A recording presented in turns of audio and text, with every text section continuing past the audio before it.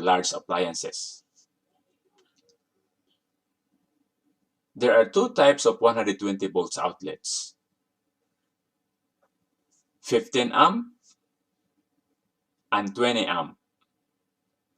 They have similar appearance, but if you look closely, you'll see the 20 amp outlet had a sideway T-shaped slat or nuts designed to accept certain appliances that draw higher amperage. It is important to install the correct type of outlet for circuit amperage rating. Each of the two outlets has a long neutral slat, a shorter hot or live slat, and a half-round ground hole.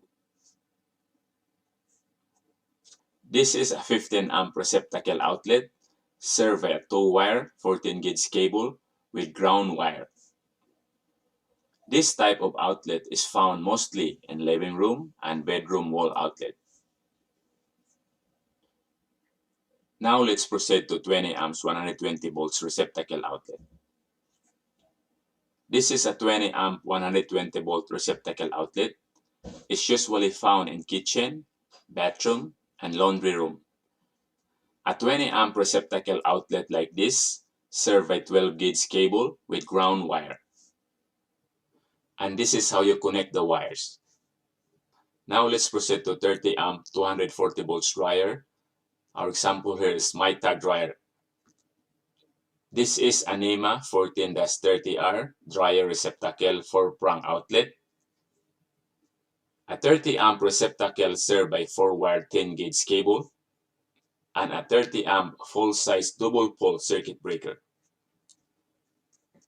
GFCI outlet or ground fault circuit interrupter is a device that protects us from receiving electric shock. It works by comparing the input current on the hot side to the output current on the neutral side. GFCI required on bathroom, kitchen, basement, laundry room, and areas where water source is present.